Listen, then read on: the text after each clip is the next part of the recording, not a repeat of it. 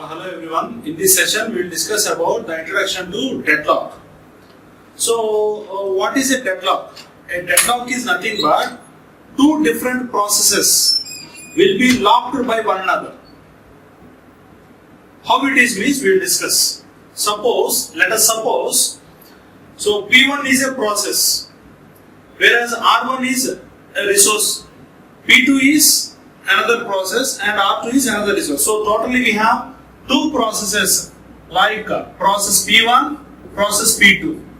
Okay, process P1 and process P2 are two different processes.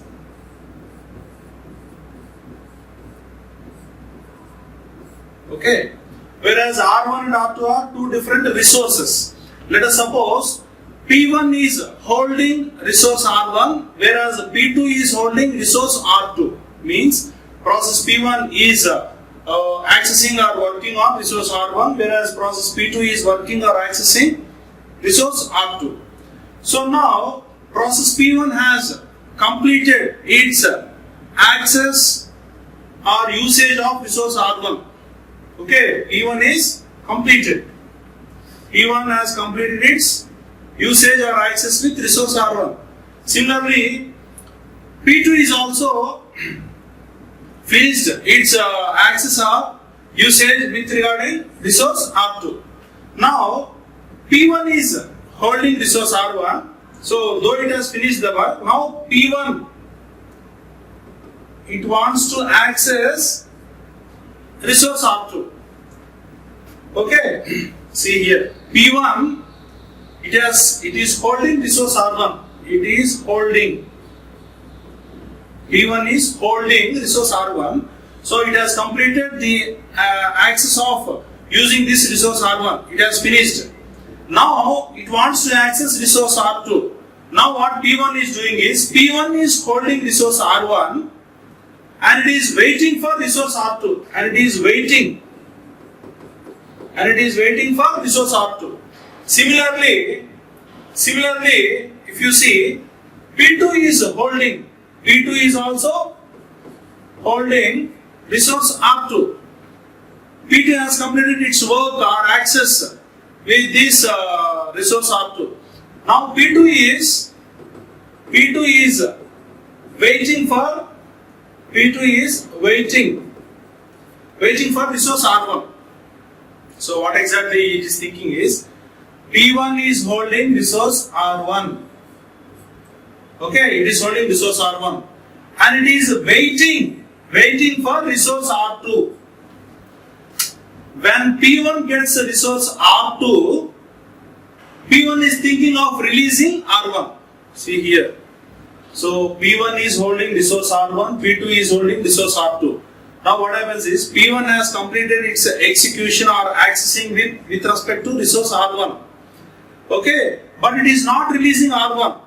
P1 is thinking, before I release R1, I have to hold R2. So that's why P1 is requesting to access resource R2.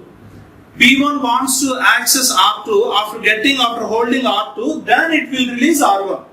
Similarly, P2 also the same. Similarly, P2 is holding resource R2 and the usage or execution of R2 is over. P2 has utilized this resource R2. Now it is waiting for R1. Okay, without releasing R2.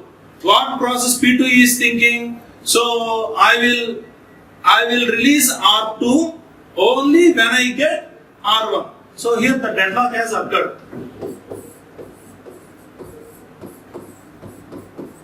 Here the deadlock has occurred. This is what a deadlock is. See, it's a situation when two processes sharing resources are effectively preventing each other from accessing the resource. So if you see, here we have two resources, resource R1 and R2.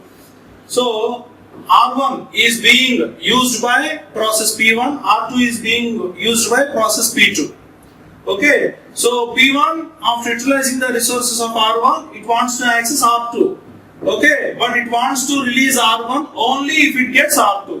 Similarly, process P2 also accessing, it is holding resource R2 and it wants to access resource R1, and this will hold. P2 will release resource R2 only when it gets resource R1. Here the deadlock has occurred. Okay. So now we will see another example. This is one example.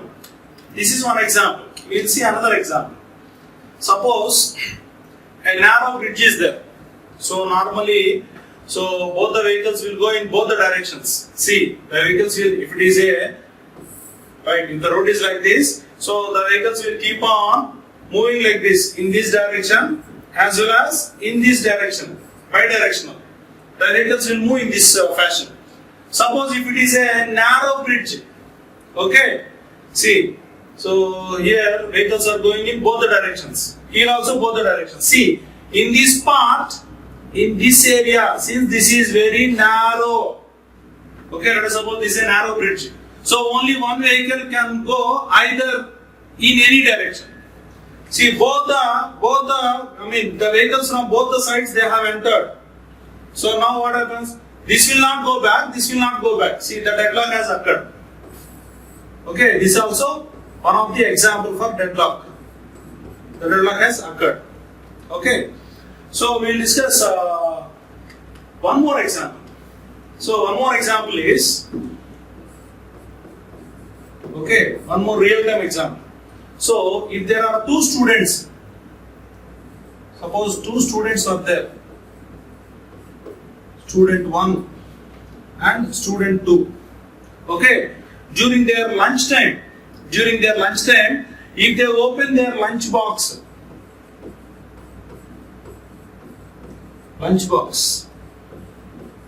so both the students are having lunch box with them. Okay, so what student 1 will think is, I will open the lunch box only after my friend opens his box. Okay, what the first student thinks is, I will open my box only after my friend opens his box. Similarly, the second person, he also thinks that I will open my box only after my friend opens the box. See, the first person is waiting for second person to open his box. When he opens the box, then this fellow will also try to open the box. Whereas the second person, in turn, the second person is also waiting for the first person. When the first person opens the box, then only I will open the box. Here also the deadlock has occurred. Yes or no? They have fixed, this fellow is fixed. I will open my box only after my friend opens his box.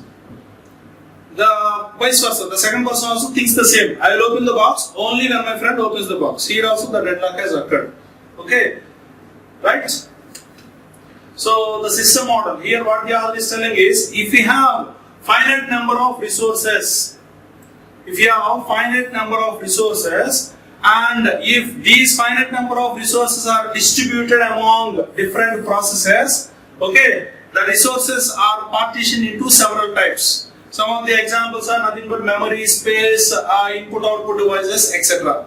Okay, so hope you might have understood the introduction of deadlock. Right? With this, we will wind up the introduction of deadlock. Thank you.